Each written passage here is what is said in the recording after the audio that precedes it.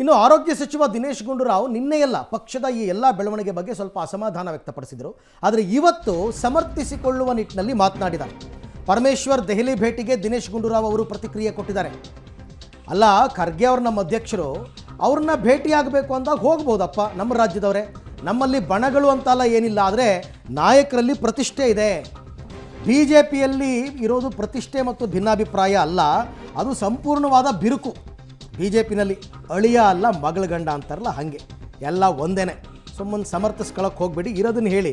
ನೆನ್ನೆ ನೀವು ಮಾತನಾಡಿದ್ದು ಕರೆಕ್ಟ್ ಆಗಿತ್ತು, ನಮ್ಮ ಪಕ್ಷದಲ್ಲಿ ಈ ರೀತಿ ಆಗ್ತಾ ಇರ್ತಕ್ಕಂಥದ್ದು ದುಃಖಕರ ಅಂತಂದ್ಬಿಟ್ಟು. ಇವತ್ತು ಸ್ವಲ್ಪ ಅದನ್ನು ಸಮರ್ಥಿಸ್ಕೊಳ್ಳೋ ನಿಟ್ಟಿನಲ್ಲಿ ಮಾತನಾಡಿದ್ದಾರೆ. ಭೇಟಿ ಆಗಬೇಕು. ಮತ್ತು ನಮ್ಮ ಅಧ್ಯಕ್ಷರಿಗೆ ನಾವು ಹೋಗಿದ್ದು, ನಾವು ಹೋದಾಗ ನಿಮಗೆ ಹೇಳೋದಿಲ್ಲ, ಅವ್ರು ಹೋದಾಗ ಹೇಳ್ತೀರಾ ಅಷ್ಟೇ ನೀವು. ಓಕೆ, ಭೇಟಿ ಆಗಬೇಕು. ಮತ್ತು ನಮ್ಮ ಅಧ್ಯಕ್ಷರಿಗೆ ನಾವು ಹೋಗಿದ್ದು, ನಾವು ಹೋದಾಗ ನಿಮಗೆ ಹೇಳೋದಿಲ್ಲ, ಅವ್ರು ಹೋದಾಗ ಹೇಳ್ತೀರಾ ಅಷ್ಟೇ ನೀವು.